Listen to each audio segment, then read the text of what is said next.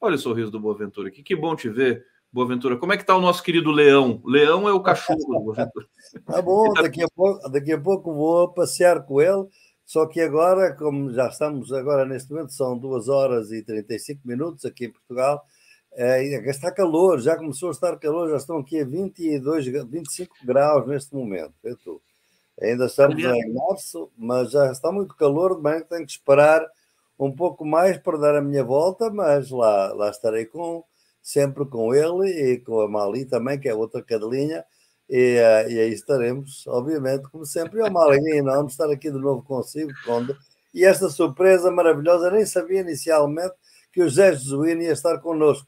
Depois o que aconteceu foi aqui com os almoços e aquelas coisas, atrasei-me um bocado, mas ainda ouvi um pouquinho, ainda ouvi bastante dele, e é um prazer enorme ouvi-lo também, é um prazer enorme estar consigo. Eu acho que as falas do Genuíno, né, a maneira dele conceber a política, converge muito com a sua visão, né? O Genuíno também é uma figura, assim, ele tem um jeito muito particular de encarar, haja vista que ele está aí agindo nas bases, né, sem querer cargo público, sem querer participar diretamente, querendo fazer o debate essencialmente. Boaventura Souza Santos, aliás, você falou do calor.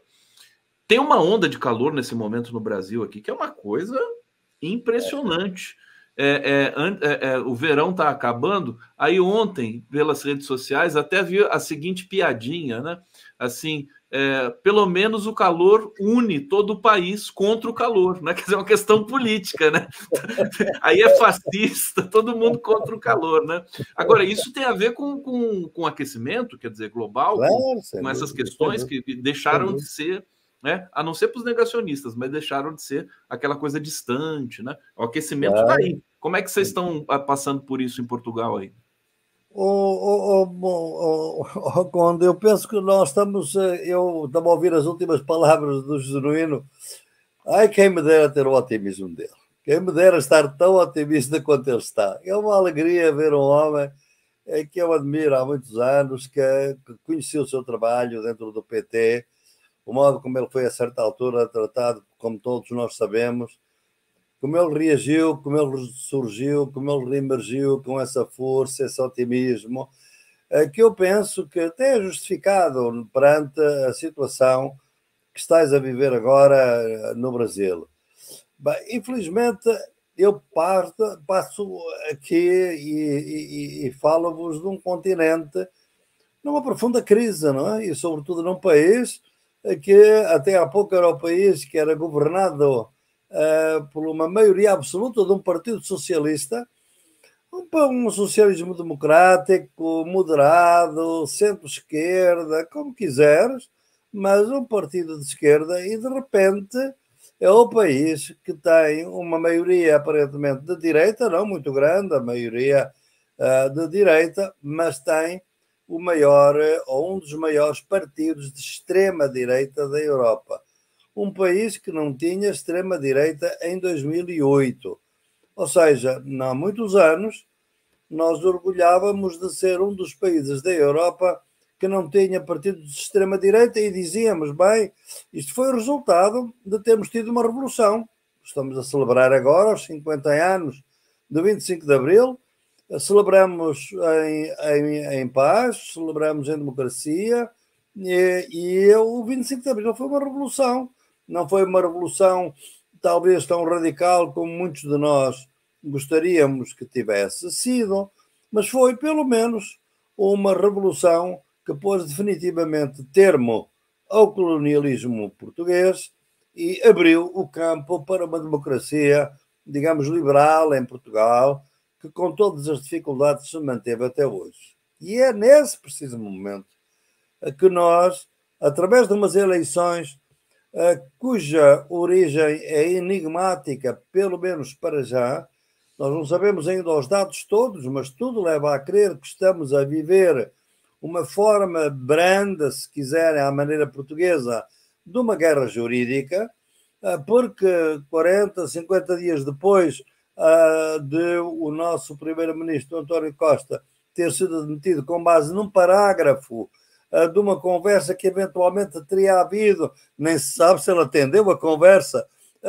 de uma telefónica, ele demite-se, abre uma crise política, e nesta crise política a direita cavalga, e de que maneira?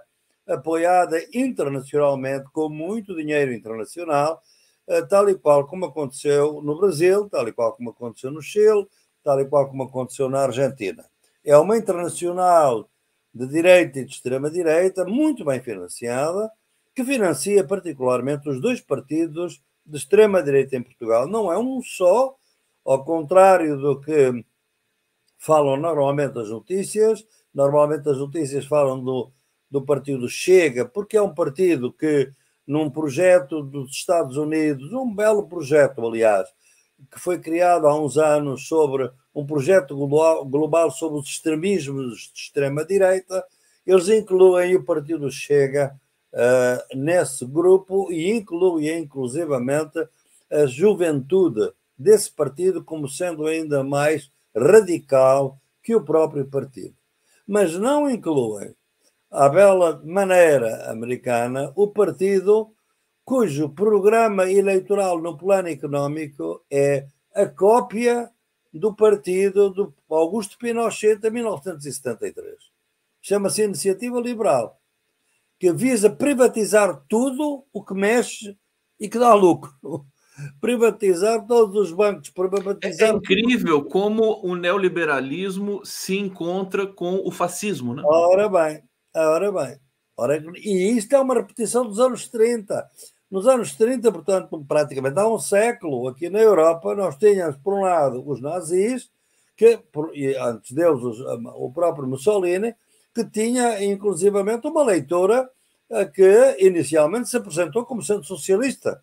Daí depois o nome nacional-socialista, obviamente, que era uma armadilha financiada pelo grande capital, sobretudo porque havia uma mobilização operária enorme, tanto na Itália, com a ocupação de fábricas, como também na Alemanha.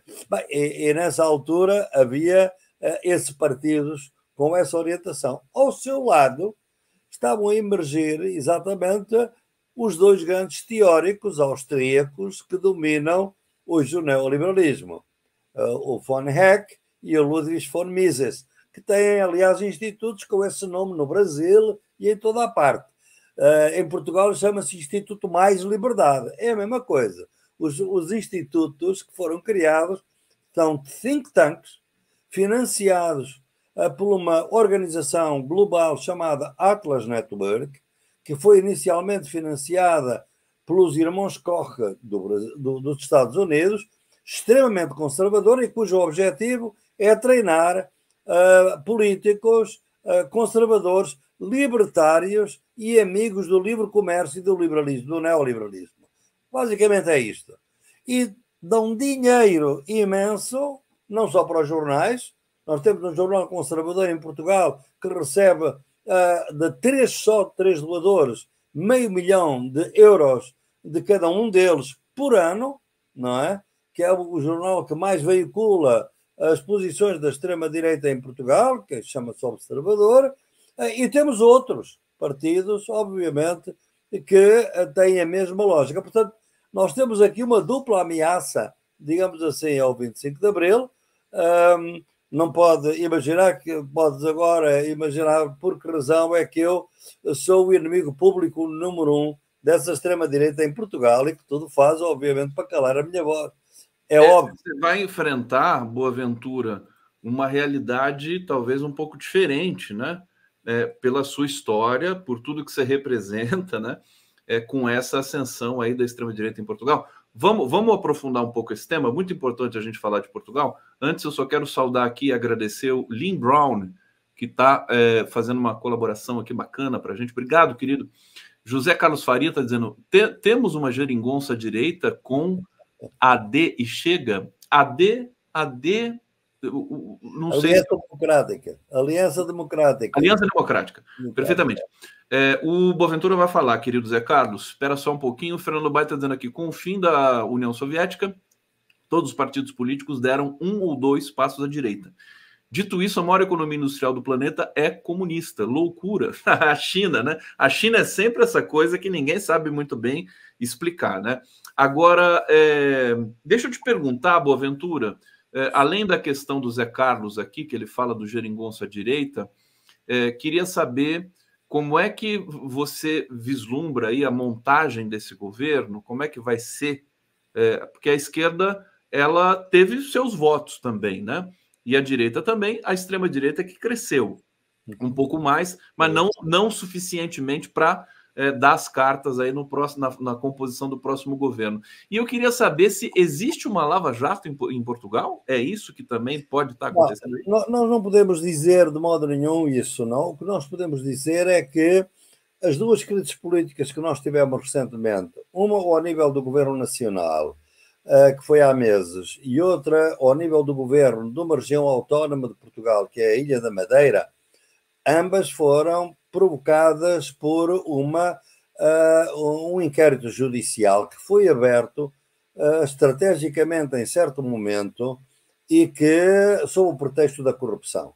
Nós sabemos que internacionalmente, hoje, todo o pensamento crítico é atacado por duas vias que são não políticas e que se procuram por essas vias poder transformar a política de um país. Ou a corrupção ou o assédio. São duas questões não políticas que são usadas, obviamente, para liquidar todas as possibilidades de pensamento crítico. No que respeita aos políticos, tem dominado a primeira.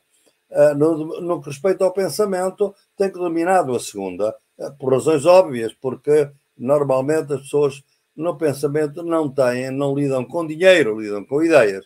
Portanto, realmente, no caso português, tudo leva a crer que não haja nada judicialmente contra o primeiro-ministro António Costa. Aliás, são muitos de nós, eu próprio, me opus a que ele se demitisse.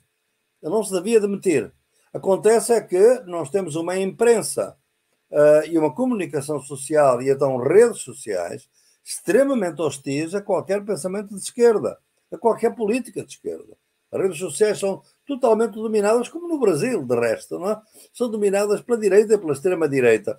Criaram uma situação que o primeiro-ministro, que naturalmente tem ambições políticas, é um homem que pode ser amanhã Presidente da República, pode ser um dia Presidente do Conselho Europeu, e praticamente pode ser, agora já não pode ser Secretário-Geral da ONU, porque já existe um português, mas é um político realmente de grande nível, independentemente das posições que se possam ter sobre ele.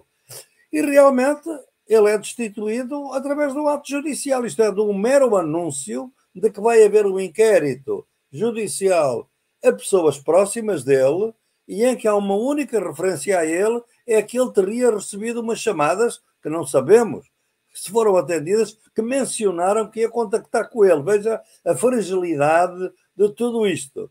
É evidente que perante isto ele não se devia ter demitido, de maneira nenhuma.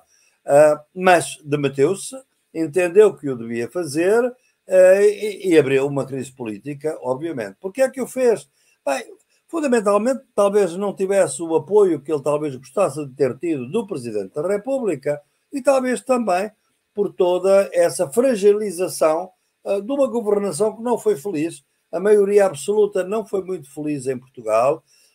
O António Costa teve alguns problemas com alguns ministros, que teve que substituir. Não podemos de maneira nenhuma negar que não foi uma governação brilhante, ao contrário, aliás, contra a qual eu lutei, porque, como sabe, eu, por assim dizer, teorizei pela primeira vez, olha, naquele livro que o Zé Jesuíno mencionou, eu teorizei a partir de 2011 a ideia da união das esquerdas, a tal geringonça, não é? Isto foi escrito em 2011. Em 2011 que eu disse, bem, o futuro vai ser através de uma unidade das forças de esquerda, porque não vai haver outra solução. E ela realizou-se em Portugal, a partir de 2016, depois na Espanha, onde existe até hoje. Bem, e em Portugal colapsou exatamente quando o Bloco de Esquerda não aprovou o orçamento. A partir daí houve eleições, mas o povo estava tão de alguma maneira, enfim, em plena pandemia, com todas as situações que se tinham criado, o povo acabou por votar no partido que o tinha governado antes, foi o Partido Socialista, e votou com maioria absoluta. Ora bem, o momento de maioria absoluta não é bom, realmente, porque dá origem a processos que não são tão claros quando nós temos algum governo de esquerda, com partidos de esquerda, dentro do governo, fiscalizando a própria governação. É essa a ideia que eu sempre defendi. Bem, o que acontece é que a maioria absoluta foi desbaratada e passamos exatamente para o polo oposto, com uma extrema-direita altíssima, que é um voto de protesto. É basicamente um voto de protesto. Veja que baixou a abstenção a um nível que nunca tinha baixado há muitos anos, portanto, estamos com 30 e poucos % de abstenção, baixíssima. Quer dizer que o Chega teve um mérito, não há que reconhecê-lo.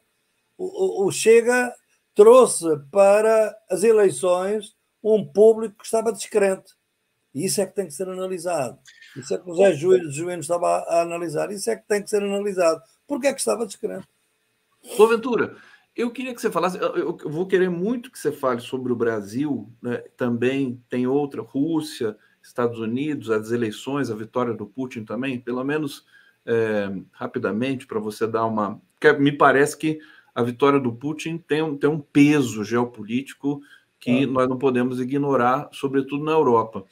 Mas parece que Bolsonaro está inspirando aí a extrema-direita portuguesa. Tivemos alguns candidatos mencionando, ameaçando, dizendo que o Lula não vai poder posar em Portugal, aquela coisa toda. Essa influência tá forte aí? Ela é perigosa na sua visão? Como é que é isso aí? Aliás, tivemos um português que participou, que foi ao Brasil participar no 25 de setembro, na Avenida Paulista, quer dizer... Falou que era jornalista e não era nada, né? Nada, exato, quer dizer... Não, é evidente que é internacional, está bem organizado, aliás, como sabe, muitos bolsonaristas, nós sabemos quando o Bolsonaro ganhou que uma das centrais de fake news, uma delas estava situada em Miami e a outra estava situada em Lisboa. Portanto, os bolsonaristas estão muito fortes em Lisboa, muita gente que veio para aqui, que comprou apartamentos, gente abastada, etc., que nos anos do Lula sentiu que o seu país era um país perdido, porque afinal as empregadas domésticas já andavam nos mesmos elevadores e até tinham os ascensores e já tinham direitos sociais.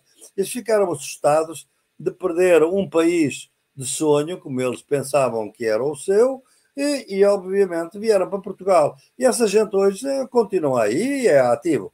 Nós temos aqui em Portugal dois Brasis, os Brasis dos empregados, etc., que continuam a trabalhar honradamente e a fazer o seu trabalho, que naturalmente também foram influenciados por tudo aquilo que foi dito e escrito no Brasil. Portanto, não podemos pensar que é isso que aconteceu também nos anos 30. O voto nestes partidos não é o voto do grande capital, é o voto dos desamparados. Isto é, a Clara Zetkin, veja, a grande comunista dos anos 20, que era uma grande mulher, que não foi muito reconhecida, quando para mim foi uma das grandes intelectuais, a seguir a Rosa Luxemburgo, escrevia em 1923: o fascismo é o refúgio dos desamparados.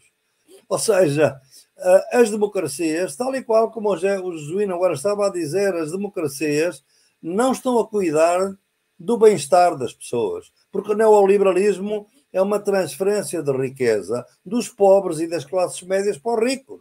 E, portanto, nestas condições, um governo de esquerda não faz uma política de esquerda, faz uma política de direita, é obrigado quase a fazer uma política de direita, tem que fazer um cálculo enorme para poder melhorar as condições sociais. Eu ainda há pouco tempo dizia, nós tivemos aqui uma crise enorme com os médicos e com o Serviço Nacional de Saúde. Eu disse, se este governo, a seguir à pandemia, tivesse subido 100% os salários, e tínhamos dinheiro para isso, o Portugal hoje já não é um dos países mais endividados da Europa. Pelo contrário, baixou significativamente a sua dívida. Se tivesse aumentado 100%, os salários dos médicos e dos enfermeiros toda a gente aplaudiria de pé. Foi um desempenho tão notável que o país teve durante a pandemia que isso seria saudado pelos portugueses. O governo, com a medida das contas certas, com a ideia de não aumentar o déficit, com as obediências ao Banco Central Europeu, não fez a despesa que devia fazer. Na base disso, obviamente, tivemos protesto social e tudo isto alimentou as forças de extrema-direita que ganham com o protesto social, com o mal-estar das pessoas. As democracias hoje são um regime de mal-estar para a grande maioria das pessoas. Não melhoram a vida das pessoas. E as pessoas estão-se a desligar. É por isso que eu, há bocado, dizia quem me dera poder ter o otimismo do genuíno. Infelizmente, vista aqui da Europa, o que nós vimos é um continente que é hoje um vassalo dos Estados Unidos, que tinha uma transição energética, que é o grande problema desse vosso verão e de tudo, é a transição energética. Parecia que ia na frente e de repente está a gastar todo o dinheiro em armas.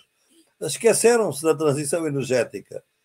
As políticas de bem-estar que deveriam ser para a saúde, para a educação, estão para criar uma política de defesa europeia para combater a invasão da Rússia.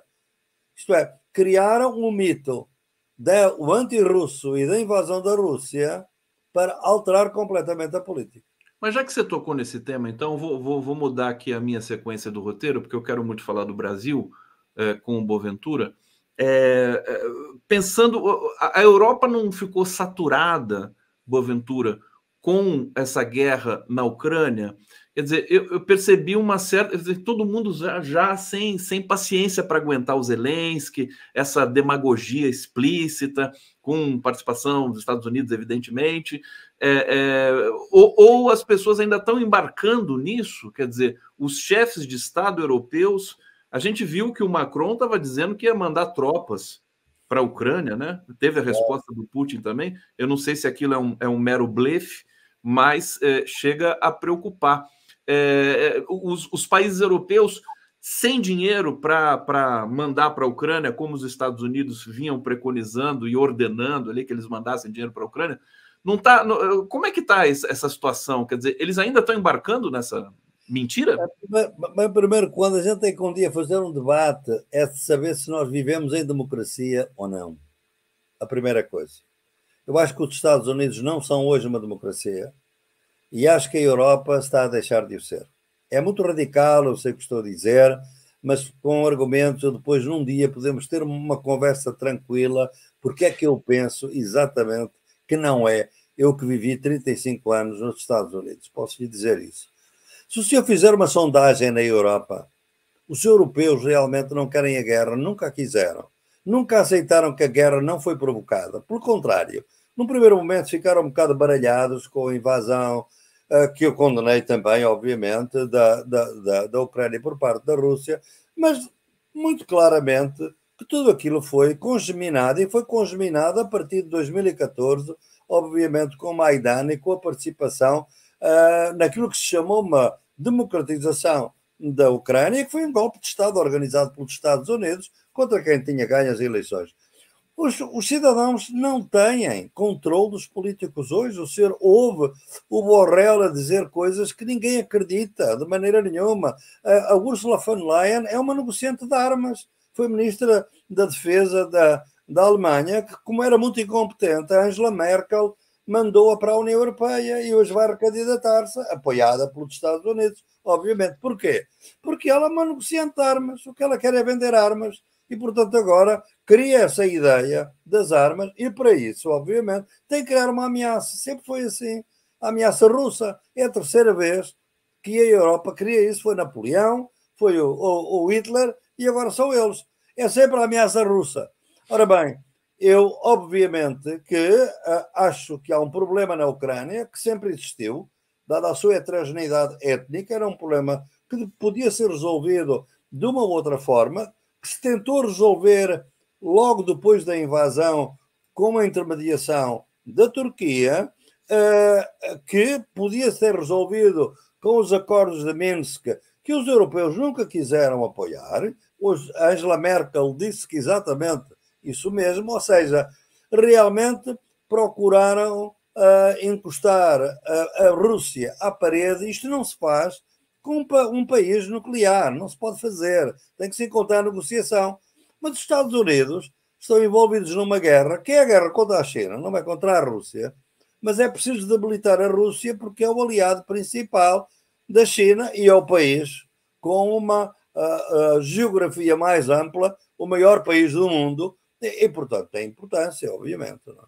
Agora, fracassou, assim, fragorosamente, essa ideia de que as sanções poderiam prejudicar. Boaventura, o Putin foi eleito com 87% de votos. Quer dizer, mas isso aqui na Europa, oh, quando, se vocês estiverem aqui, não, isso foi tudo manipulado. Eles vão falar que estão falando que foi manipulado. É logo tudo, aquilo é desacreditado imediatamente, porque o que se passa depois nos Estados Unidos, como a gente vê, que quem tem dinheiro é que elege quem é que vai ser eleito, que estamos a ver a situação nos Estados Unidos à beira de um caos, e que pode ser perigosíssima a próxima eleição, isso não se fala, isso é uma grande democracia que está a funcionar bem. A Rússia é que não é. Pronto. Mas isso agora, independente do resultado da eleição, Boaventura, a economia russa está ótima, está melhor do que antes. Porque, Conde, porque eles ainda não entenderam. Eles pensaram que a Europa ainda é uma coisa importante no mundo. A Europa é um cantinho muito pequeno do chamado Eurásia. A Eurásia vai desde de Lisboa até Vladivostok. É uma coisa enorme, que sempre foi enorme. A Europa era uma periferiazinha, muito pequena. O centro, até ao século XVI, XVII, estava no Oriente e no Médio Oriente. É muito claro. Os sistemas mais avançados do ponto de vista teórico, analítico, da ciência, do conhecimento, etc., era o Médio Oriente. Era o Médio Oriente, era a China e era a Índia. A Europa era um canto. Claro que, a partir da Revolução Industrial, tudo isto mudou e, portanto, criaram-se a ideia de que a Europa era o centro do mundo e era, obviamente, no princípio do século XX. Não é hoje. Portanto, a Europa é uma coisa que não conta internacionalmente neste momento, conta muito pouco, e tudo o que está a acontecer é o resultado de uma Europa que está a implodir. Porque, afinal, o que é Gaza? O genocídio de Gaza. O genocídio de Gaza é uma culpa europeia histórica. É o Holocausto, obviamente. Mas se era preciso fazer um Estado judeu depois do Holocausto como recompensa, devia ser na Europa. Era na Europa que devia estar esse Estado, porque foi aqui que o crime foi cometido. Não, exportaram-nos para as colónias, para o protetorado britânico. Portanto, há realmente uma hipocrisia na Europa tremenda. E claro, o Putin, não vou dizer que é um modelo democrático, não é, tal e qual como Biden não é democrático, talvez como ninguém neste momento seja um modelo democrático, porque não é possível sê-lo. E, por outro lado, obviamente, temos muitos autocratas que são parte deste regime, como a Arábia Saudita, de que ninguém fala, ou do Catar, ou do que seja. E temos a China, obviamente, que é o grande elefante na sala, de que todos dependem, que ninguém pode viver sem a China. Os Estados Unidos não podem viver sem a China, a Europa não pode viver sem a China, e, no entanto, a China é o grande inimigo que está a ser cercado, e de facto está a ser cercado, pelos Estados Unidos no Mar da China. Meu querido, olha só quanta coisa a gente está se dando conta hoje aqui com a fala do Boaventura. Essa sua tese sobre de que a Europa não há democracia, nos Estados Unidos também não, isso vai virar um artigo daqueles que você manda para a gente periodicamente?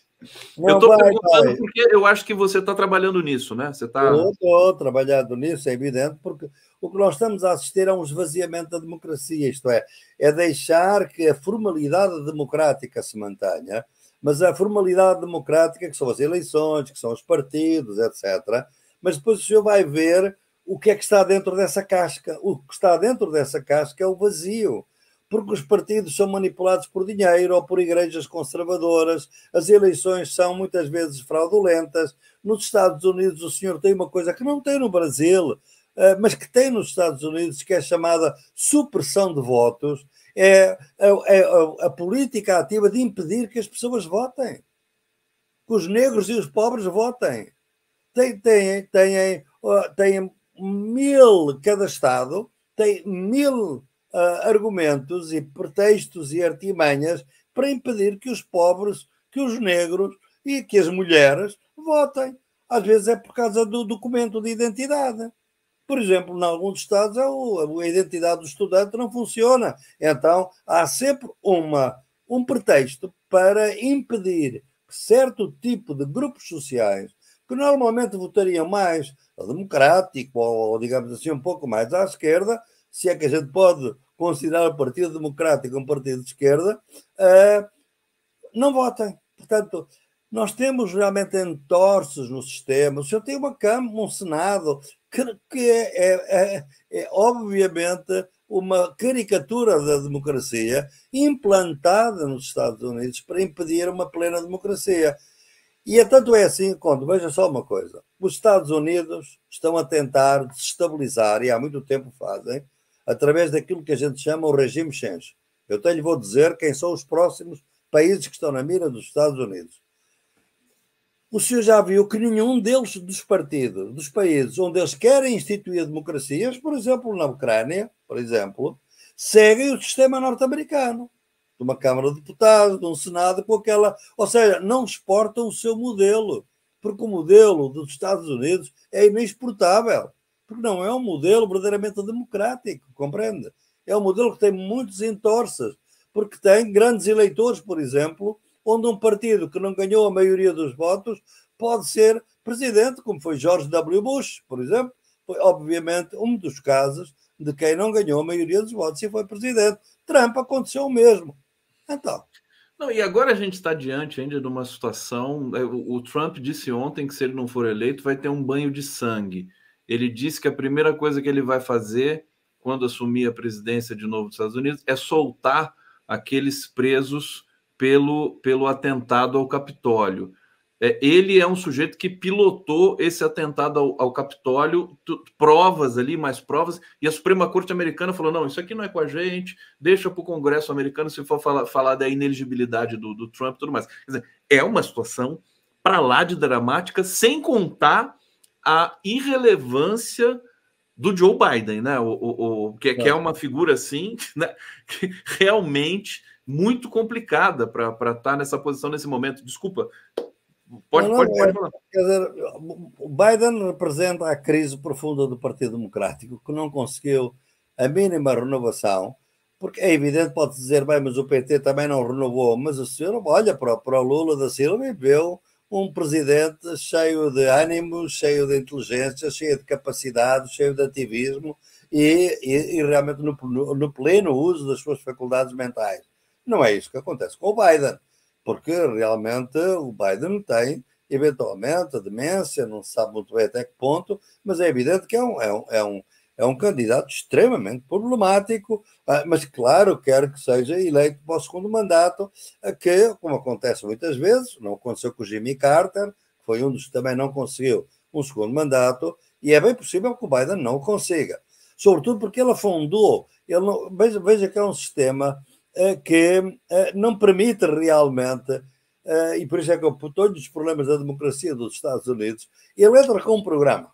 O programa dele é Build America Again, não é tornar a América grande, é vamos voltar a construir a América, vamos construir estradas.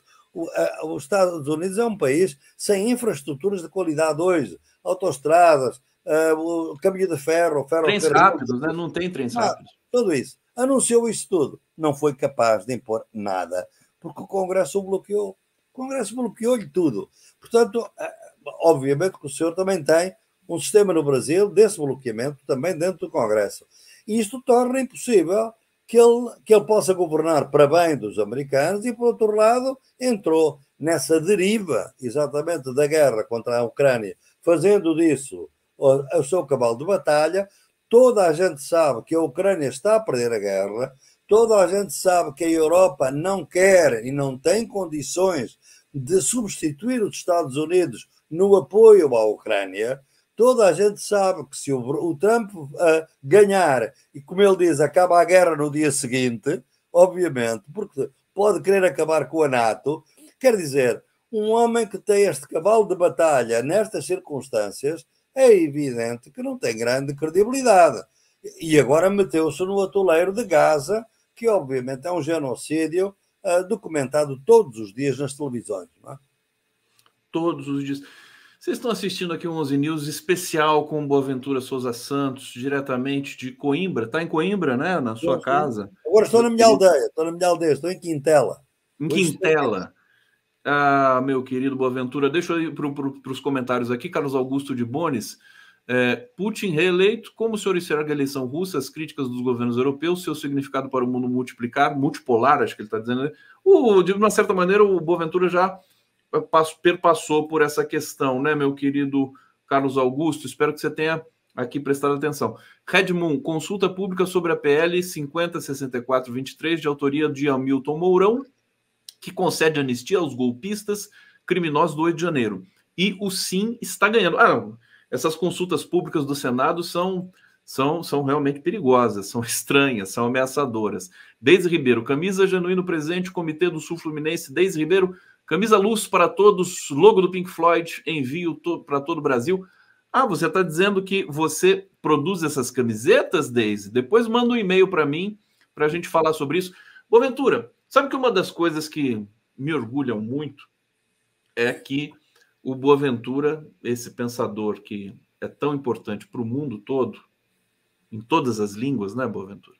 Todas as línguas do mundo, ele tem um carinho especial pelo Brasil. O Boaventura, né, a despeito do seu amor por Portugal, você tem um amor pelo Brasil também, que é tão bonito quando você fala o seu cuidado, né, quando você fala do Brasil. E eu queria te perguntar se você está satisfeito com o que está acontecendo no Brasil nesse momento. Eu faço essa pergunta no sentido de que os depoimentos dos generais com relação à tentativa de golpe do Bolsonaro foram devastadores. E a Polícia Federal está trabalhando com muita competência nesse caso em específico. Fala para a gente, como é que você está vendo o Brasil nesse momento?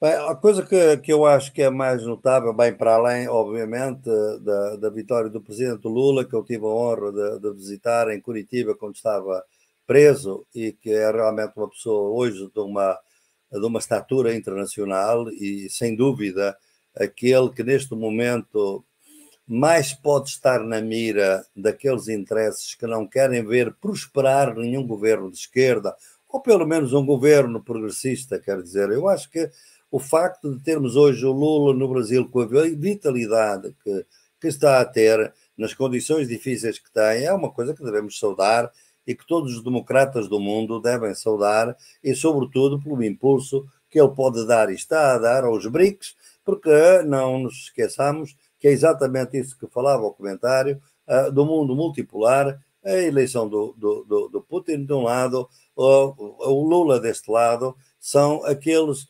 diferentes pesos para um BRICS que é muito mais plural do que propriamente só a China. Não é só a China, são todos estes países, e tivemos essa coisa extraordinária de a primeira vez ter um país como a África do Sul a pôr em tribunal Israel e depois os próprios Estados Unidos. Isto nunca tinha acontecido da forma que aconteceu. Há aqui um mundo a transformar-se, e esse mundo é o mundo dos BRICS. A África do Sul é um membro originário dos BRICS e que está efetivamente a afirmar-se no mundo. O presidente Lula é parte, obviamente, disso tudo, e eu penso que isso é tudo de saudar. E isso é a minha primeira nota. A segunda nota, Conde, é algo que eu dedico muito, aliás, espero que ainda este ano saia no Brasil. O meu próximo livro chama-se O Direito e as Epistemologias do Sul. É um livro muito grande, mas é um livro que retrata um pouco o que é o direito no nosso tempo. Em vários países, desde a África até ao Brasil, até a Europa, etc. Já foi publicado em inglês, está publicado pela Universidade de Cambridge este ano. Bem, nesse livro, o que eu acho que é mais interessante no Brasil é o papel do Poder Judicial. Eu penso que é fundamental porque, para quem tem um pouco a visão disto, é um país que atravessa, a partir de 2016, 2014, mas sobretudo a partir de 2016, uma vertigem extremamente perigosa de ditadura, de atropelo de toda a legalidade, da violação de todos os sistemas de convivência democrática, de uma polarização abusiva da linguagem do ódio, a uma presença de igrejas conservadoras completamente desbocadas da sua missão de redenção da humanidade e, pelo contrário, criando inimigos quando deviam criar essa irmandade dos crentes em todo o mundo. Quando vimos isso, e realmente vimos que, infelizmente, o próprio sistema judicial, não estou a falar apenas do de Curitiba, da República de Curitiba, mas afinal o próprio STF, que durante muito tempo deixou que as coisas corressem e corressem mal, e realmente o governo pior para o Brasil, desculpe lá que isto é polémico, obviamente que Bolsonaro é evidentemente um governo extremamente perigoso e de trazer para o de cima, como em todos os países há várias camadas de vidas, de ressentimentos, de ódios, e ele foi capaz de trazer o pior para a cena política. No entanto, antes dele, há um governo Temer que vai alterar fundamentalmente a estrutura industrial e a estrutura económica do Brasil. E esse governo Temer é um dos grandes responsáveis por muita da situação que o Brasil hoje está, no plano económico, a enfrentar. Bem, e essas políticas foram possíveis com o apoio do STF, uma instituição que todos nós respeitamos. Porquê é que a respeitamos? É porque a partir de certo momento, depois de ter colaborado de alguma maneira no avanço da ilegalidade no país, de um ponto de vista de direitos humanos, ou direitos fundamentais, ou da própria Constituição do Brasil, esse STF, a certa altura, talvez, quando o medo chegou a eles próprios, e o próprio STF pudesse ser atingido no seu próprio coração, o STF passa a ser um dos garantes da democracia brasileira. Não conheço nenhum outro caso, neste momento, no mundo, onde o STF e os juízes tenham tomado posições tão corajosas, públicas, correndo riscos, obviamente, para repor a democracia do país, para defender a legalidade, sobretudo depois do golpe de 8 de janeiro. Isto é, nós temos que saudar, neste aspecto, a institucionalidade do Brasil, porque ela deu, no espaço de 5, 6 anos, uma grande imagem de debilidade e depois uma grande imagem de força. O que é que vai prevalecer no futuro? Não sabemos muito bem.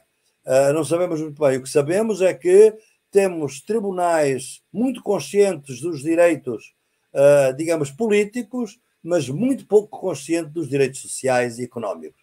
E por isso é que foi possível destruir praticamente toda a base industrial que podia garantir uma rentabilidade ao Estado que lhe permitisse produzir políticas sociais. Isso foi destruído. Vai ser muito difícil reconstruir, mas ao nível da defesa dos direitos políticos, essa está-se a reconstituir. Portanto, neste momento, o Brasil é um país que está a retomar o seu lugar, sobretudo de respeito internacional. Internacionalmente tinha-se perdido o respeito pelo Brasil, porque o seu presidente era caricato, digamos assim. Preocupa-nos, obviamente, que essa direita, porque essa direita, digamos, tribal, que nós assistimos hoje em muitos países e que vai existir aqui em Portugal, sobretudo no momento em que tem uma dimensão religiosa, ela pode cometer todos os crimes. Os governos que lhe são opostos podem ter todos os êxitos, não interessa. Para ela, Lula é comunista e será sempre comunista por o resto da vida, faça o que fizer. E é exatamente o que está a acontecer e que pode vir a acontecer em certos países, sempre que uma posição política tem digamos, um respaldo religioso dogmático. E eu respeito muito a religião, obviamente, mas não respeito o uso político da religião. E isso está a aumentar em toda a América Latina, está a aumentar no Brasil, está a continuar no Brasil e vai ser um fator de desestabilização. Esse é o fator interno, em meu entender, que é a questão da governabilidade do presidente Lula nesse momento. Mas há um outro que, a meu entender, e eu termino, já sei que o meu colega Altamiro Borges já está aí, também muito gosto em saudá-lo. Eu quero dizer é o seguinte,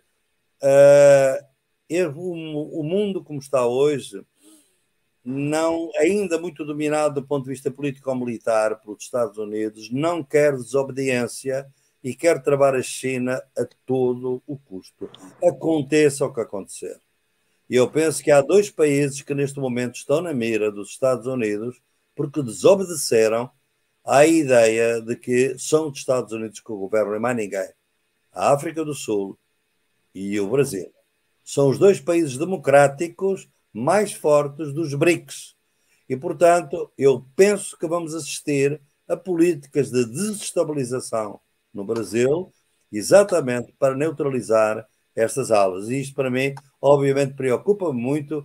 E a esquerda, todos os democratas de esquerda e de direita do Brasil devem estar atentos, porque eles vão surgir e vai haver muito financiamento para garantir essa desestabilização. E tudo aquilo que já está a acontecer, e o Brasil, aliás, tem realmente uma grande tradição de amnistiar sempre forças de direita e golpistas, portanto, tudo isso que está a acontecer é para preparar exatamente a desestabilização que vai surgir, não tenho dúvidas, e, portanto, é bom estar atentos. É bom a gente ficar atento. Olha o Altamiro aqui, ó. Olha o Altamiro chegando. Que felicidade ter o Boaventura hoje aqui conosco, Altamiro. Eu queria que você fizesse uma saudação para ele antes da gente se despedir aqui. Boaventura é um dos maiores pensadores do mundo, sem confete, um dos maiores pensadores do mundo. Está sempre instigando reflexões. Esse alerta mesmo que ele acabou de fazer sobre a ação do Império de desestabilização de governos progressistas, que a gente já viu no passado e pode ver novamente, esse alerta é importantíssimo. Muita alegria estar contigo, Boaventura, muita alegria. Obrigado, Altamiro, foi um gosto. Já levou o Boaventura no Barão? Já tivemos juntos em atividade. Exatamente, já estivemos juntos, sem dúvida. Eu tenho andado por todo o Brasil, agora menos, obviamente, mas tenho estado muito aí por todo o lado. Olha, só para registrar aqui, a Reginalíssima, nossa internauta, nosso ouvinte, está dizendo: Boaventura, pode comentar sobre os mitos e verdades do conflito Israel-povo palestino no contexto atual? Quer dizer, essa pergunta, Regina, teria que ter um programa inteiro, né, para o Boaventura começar a responder.